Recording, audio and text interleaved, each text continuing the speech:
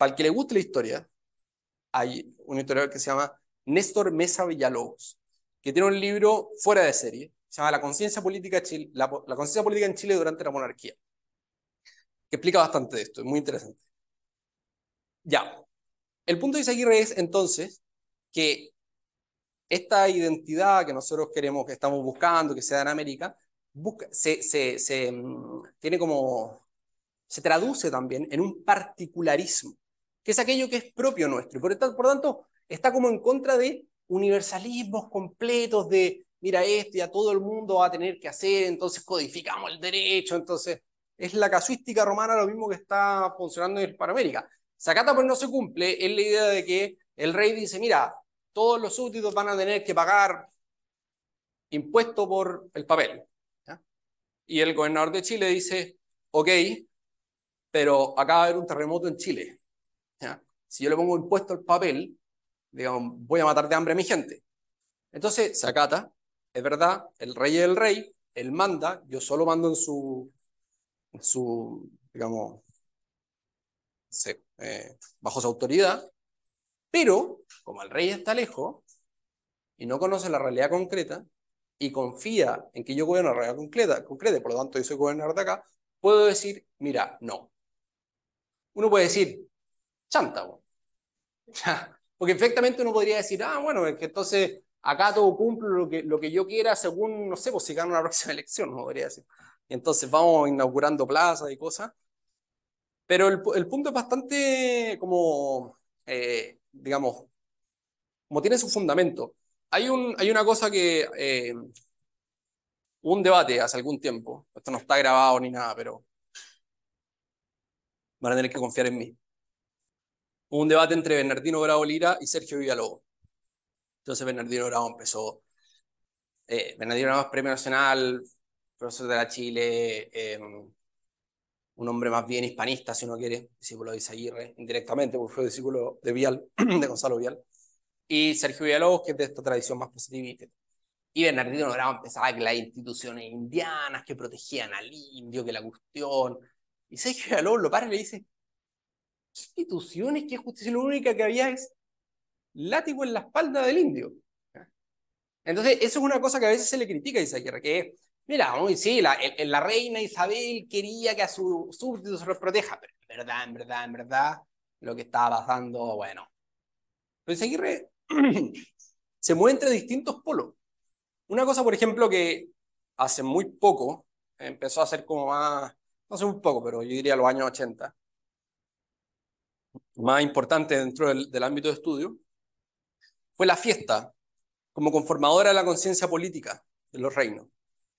Entonces, claro, la soberanía, el poder de los reyes, de los gobernadores, no derivaba únicamente en que, mira, yo tengo ejército y tú no, por lo tanto obedece o sino que había toda una serie de fastos, de fiestas, de arcos de triunfo, de levantamiento de pendones, de jura al pendón. Todo el calendario estaba marcado por fiestas religiosas que sostenían a un calendario también político en sentido amplio, monárquico, digamos. O sea, había todo un aparato cultural como que me hacía sentir parte, como querer al rey. ¿Ya? ¿Verdad? Como que me siento identificado con él. Por lo tanto, las grandes celebraciones son cuando nace el infante, no sé cuál. Y los grandes duelos, que son duelos, que ustedes, no es una fiesta, no estamos aquí no sé, en el parque intercomunal, ¿ya? Una fonda ahí con quien tiene el mejor nombre.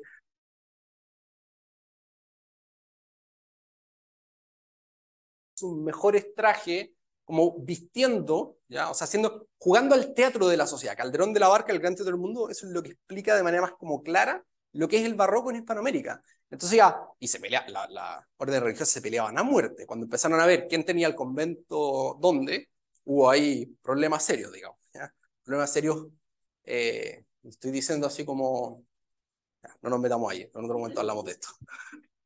Pero una procesión completa, que se armaban arcos de triunfo, que después se quemaban, que había como representaciones de la conquista de Granada, que se repicaban todas las campanas de la ciudad, se cantaba solemne Te Deum, o sea, había toda una como pulsión de la conciencia política que es distinta a lo que se da en las leyes, pero que te muestra dos caras distintas de una misma cosa. Y Seguirra también reconoce que hubo un montón de abusos y cosas. O sea, no es un ingenuo. Seguirra no es una persona que está tratando de convencer de que fue todo bueno, todo bonito, España es lo máximo, digamos, todos los gobernadores eran unos santos y aquí nadie le importaba el oro, lo único que esto era una cruzada por la fe, digamos.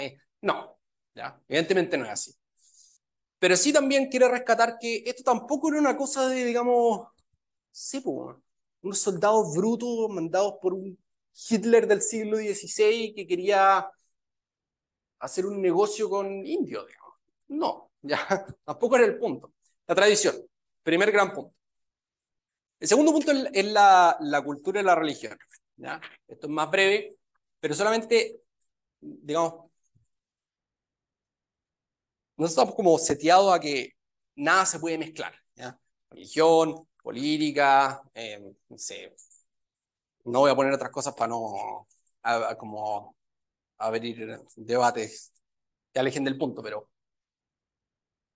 Carlos Ruiz, Carlos Ruiz escribió El pensamiento conservador en Chile junto con Renato Cristi, un libro que digamos, fue y es muy importante.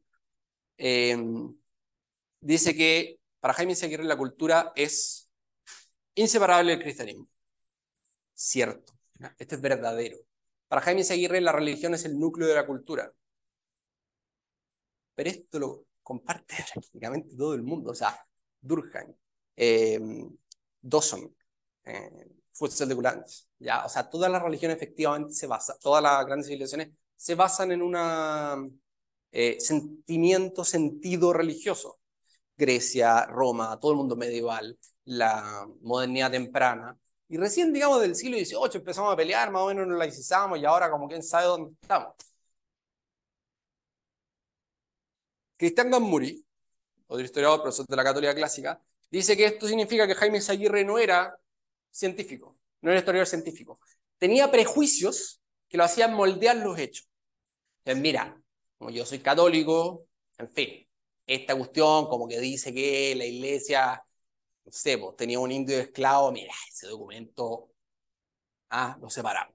En cambio, este otro que dice que tal obispo salvó del incendio, de las llamas a un niño, entonces se lo pongo con todo así, un capítulo entero y ya. No sería científico. Un gallo, es programático, es ideológico, panfletario, si no quiere. ¿Ya? Los autores de la única biografía actual que hay de Jaime Seguirre, que son Gonzalo Vial, Alexandrín de la Day y Álvaro Góngora, dicen que es al revés. ¿Ya? O sea, que es a través de los hechos, de las fuentes, de los documentos, que Jaime Seguirre como va llegando a esta visión. Y prueba de eso es que no era hispanista o no era como fanático de la cultura hispana antes de los documentos, después sí. Eh, yo creo que no es tan esto con mucha cautela, ya, porque los tres historias que escriben esta biografía son como impotentes, pero a mí me parece que obvio que Jaime Izaguirre tenía prejuicio al escribir la historia. Sí, era católico. Tenía el prejuicio de la fe católica, si uno quiere. El punto es que no hay personas sin prejuicio. ¿Ya? Y el problema no es no tener prejuicio. Es imposible no tener prejuicio. ¿Ya? Es imposible. O sea, todos tenemos prejuicio. Un prejuicio es simplemente nuestro pasado. Un prejuicio es que aquello que estudiamos. ¿Ya?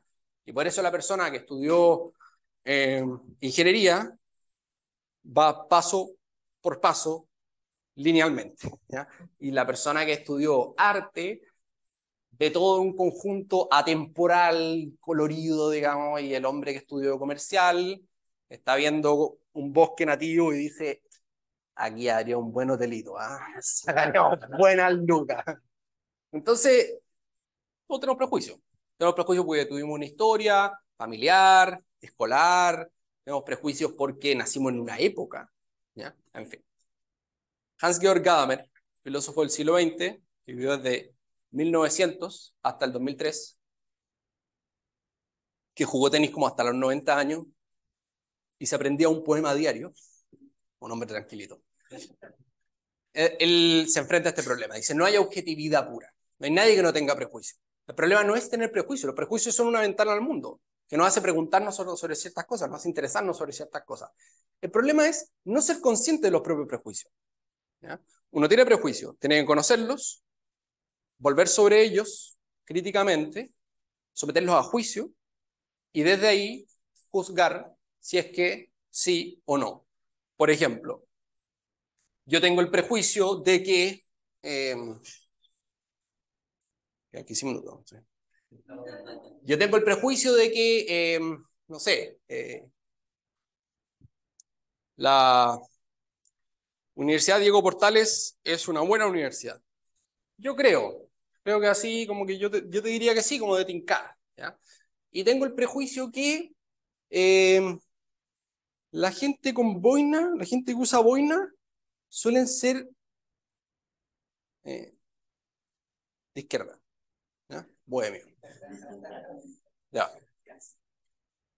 Cada uno de estos prejuicios, cada uno de estos prejuicios yo los puedo someter a crítica y digo, mira, veo efectivamente, me informo, tomo fundamento y digo, este prejuicio que tenía sobre la Portales era cierto.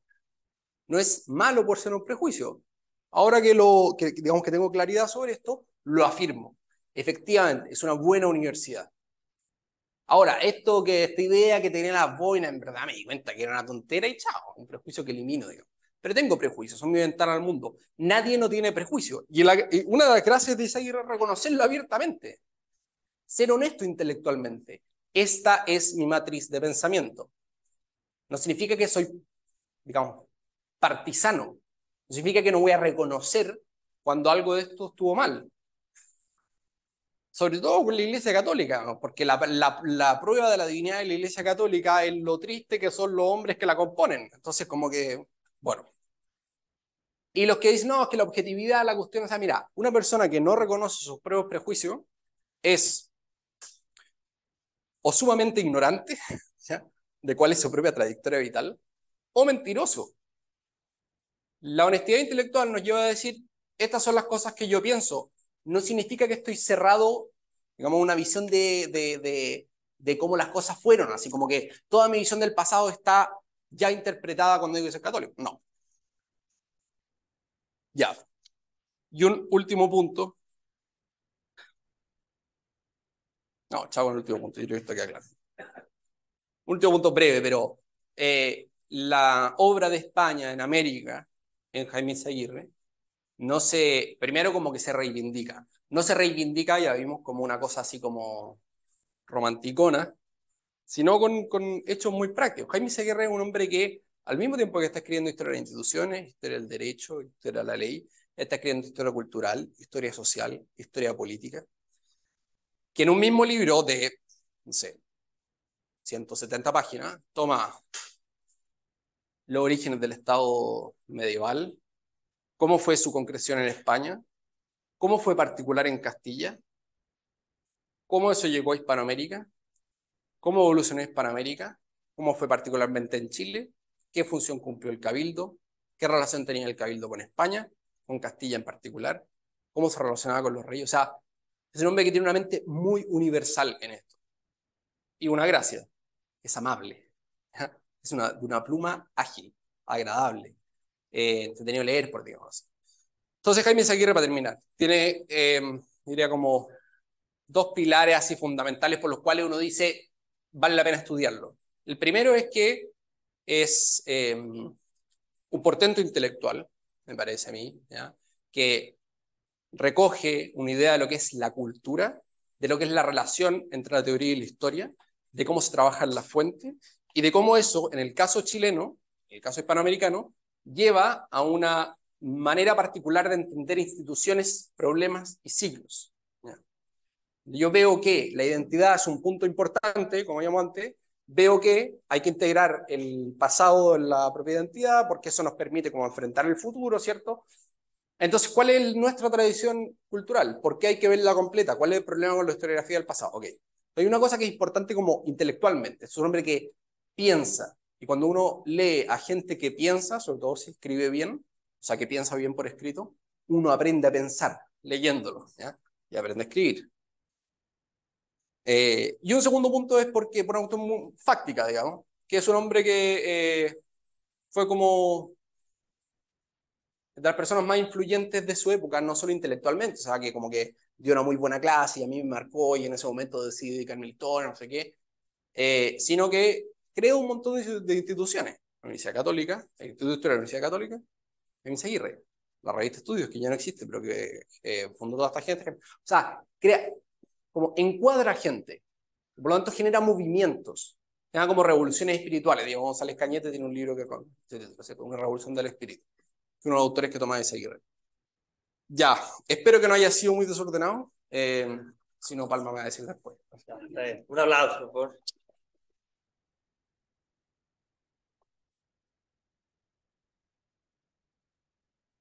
Oye, a mí se me olvidó mencionar al principio, quizás tú lo dijiste en el breve lapso que me fui, pero me acuerdo que lo dijiste en la charla del año pasado, que a Jaime Guzmán una vez le preguntaron en una entrevista quién era la persona que él más, a quien tenía como ejemplo, por decirlo, ejemplo a seguir, como ídolo casi. Y Jaime Guzmán dice, el maestro Don Jaime Seguir. ¿Ah? Al maestro Jaime Aguirre. Sí. Sí. Efectivamente. Jaime Guzmán le dedica por lo menos 2 artículos. Sí, más. O sea, derechamente a él, pero lo menciona en varios. Vamos a hablar de eso la próxima semana. Pero esta oportunidad es para hacer preguntas. Así que con este micrófono, el que quiera hacer una pregunta, por favor.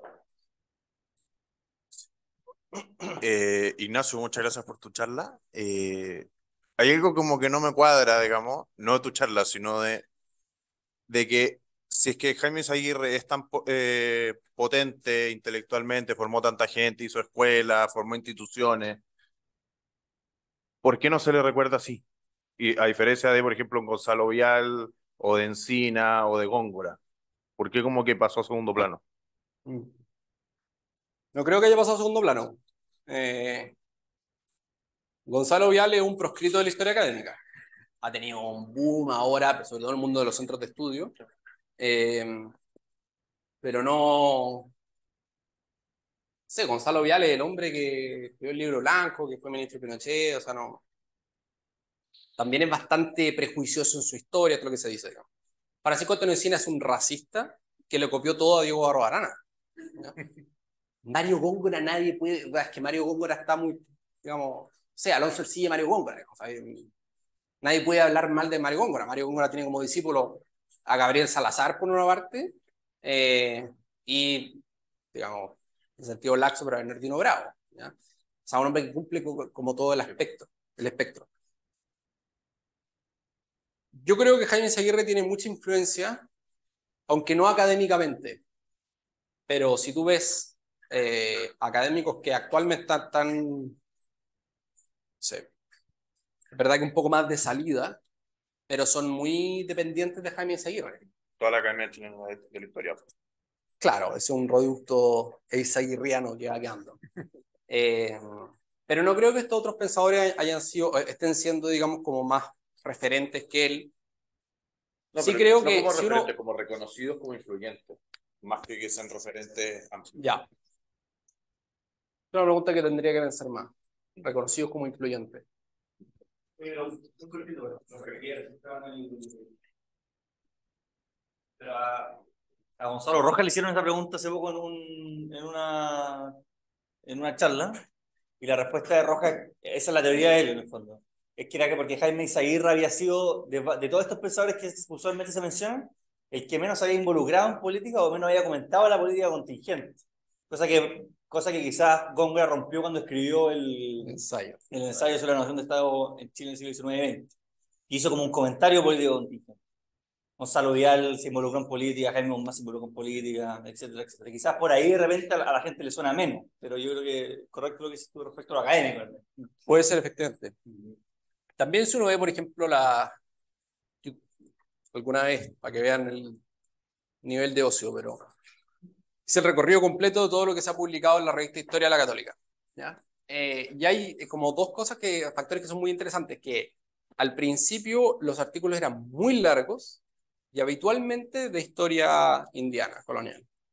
Y a medida que la revista va avanzando, se hacen cada vez más cortos, cada vez más estandarizados, por las normas propias, digamos, del mundo académico actual, y cada vez más contemporáneo. O sea, pasaron del mundo colonial a dedicarse prácticamente todo al siglo XIX, al XX, y después a tendencias historiográficas como nuevas, historia de los olores, historia de las sensaciones, historia de género, colonialismo, etc. O sea que también hay una como no sé, tendencias históricas o historiográficas para las cuales Jaime Izaguirre no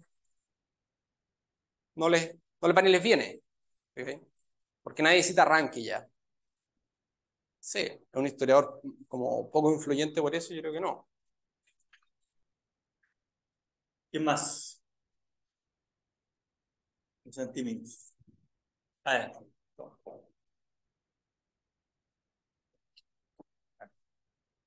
Eh, Mi pregunta va más hacia el legado o esa herencia hispánica de Izaguirre y cómo actuó como una especie de, junto con varios otros personajes de la época, eh, una, digamos, patrulla juvenil no tan juvenil del conservadurismo en contraposición a ese liberalismo mal ideado del que hablaba Cifuentes, por ejemplo. Y cómo este grupo de personajes, ¿cierto? Entre los cuales desde el mundo de la historia se encuentra Izaguirre, retomaron esa idea de que nada parte desde cero. Entonces la pregunta va dedicada hacia Izaguirre, siendo un personaje que reivindica el legado de los países, de las naciones, ¿cierto? Y cómo no pueden desprenderse de su identidad y cuando lo hacen, fracasan. Eh, ¿Concilia este mundo o cómo ve la realidad de la sociedad a la que él responde? Esta sociedad muy liberal, muy laica, pero activista contra el cristianismo, digamos. Entonces, ¿cómo responde él hacia todo eso? O sea, esa herencia, ¿cómo él la refleja en sus obras? ¿Cómo él responde a todo eso desde el conservadurismo que era propio de su persona? Claro. O sea, a ver, dos cosas. Uno que quizá yo no lo supe explicar bien, pero no es que no es que los historiadores liberales piensan que se parte desde cero o que no tienen, como que no les importa el legado histórico, al revés, digamos. Barbarana o sea, dedicó su vida a escribir hasta la última cosa que pasó desde antes que llegaran los españoles a Chile. El punto es, para Izaguirre, cómo purificar esa visión del pasado de prejuicios de su época. Izaguirre dice que la historia nunca se termina de escribir, justamente porque siempre se logra ver con más perspectiva. Él ve su obra como un escalón simplemente, o sea, como un paso más. Mira, antes veíamos, o sea, hubo un trabajo notable de Barro Arana. Barro Arana tenía un prejuicio anti-eclesiástico. Perfecto, ahora veamos lo mismo el pasado sin ese prejuicio anti-eclesiástico. Jaime Aguirre es bastante como comprensivo, o sea, dice, Barro Arana nunca lo nombra así como tan derechamente en esta crítica, pero dice, estos personajes ¿ya? Estaban involucrados en luchas políticas. ¿Ya? Barro Arana, Barro Arana, rector del Instituto Nacional, Aldón Cifuentes, ministro de Educación, tuvieron una pelea épica. ¿Ya? Barro Arana era un liberal convencido. Barro Arana era el mejor amigo del presidente Razzuri. Estaban completamente, digamos, unidos. Entonces, obviamente, dice Izaguirre, hay algo de eso que penetra en su historia, ¿cierto? O sea, es partidista. La idea como escribir historia sin partidismos, que fue tan importante para el mundo romano tardo republicano, Jaime Izaguirre dice, bueno, estos fueron partidarios, fueron partidos en su época. Por eso esa época quizá podemos estudiarla ahora desde otra perspectiva. Eso como primera cosa. Y el segundo punto de la pregunta es cómo ve Jaime Izaguirre, bueno, cómo reacciona ante el laicismo de su época, etc. Yo justamente haciendo lo que estaba haciendo. A Jaime Izaguirre se le acusa de quietismo. Son unas críticas que se le hacen.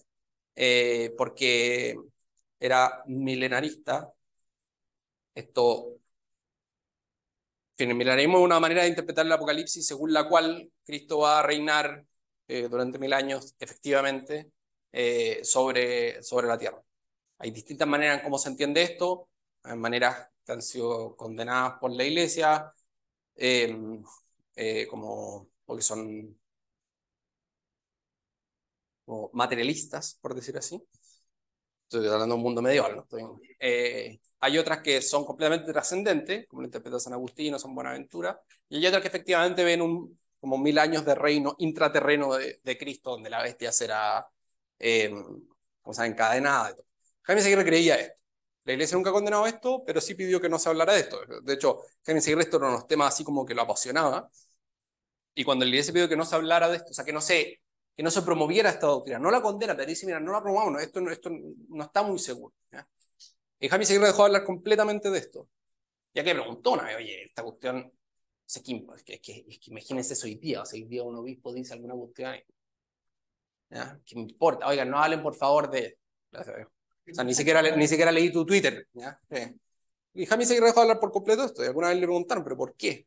Porque yo he venido a la iglesia a obedecer y no a mandar. Entonces, el quietismo del que lo acusan por este milenarismo, que Cristo va a reinar, entonces, uno dice, efectivamente, si Cristo va a reinar, como que estamos peleando sobre una verdad catolicismo, digamos, o sea, que los cristianos pelean una guerra ganada ya, y Cristo ganó con su redención. Entonces no ganamos nada, ¿qué importa? Pues chao. ¿Ya? Pero Jaime Seguirre dice, no, pues la esperanza del cristiano está juntamente en redoblar los esfuerzos para cumplir, digamos, como la vocación cristiana del hombre sobre la tierra. Esto es Seguirre, yo no estoy tratando de... Yo sé que esto es como un lenguaje como teológico, pero es que ese es el punto en el que está metido Seguirre. Seguirre está metido también en un punto teológico, ya que no separa completamente de la filosofía, como Hegel no lo separa tampoco. Y por eso hace todo lo que hace, por eso dice que quiere llegar a todas partes con su pluma y su palabra, por eso recorre Chile entero, por eso funda prácticamente la institución que queráis que lo fundó Jaime Seguirre, o sea, Jaime le faltó fundarlo a Jaime Guzmán, ¿no? Justamente por eso, ¿ya? Y claro, la cultura tiene un problema, va por otro lado, es que por eso hay que ponerse a trabajar más, po. Ese es el punto de Seguirre, ¿cachai? Formar gente, mostrar esto, es una cosa de mostrar, ¿cachai? Mostrar la belleza de aquello que se cree.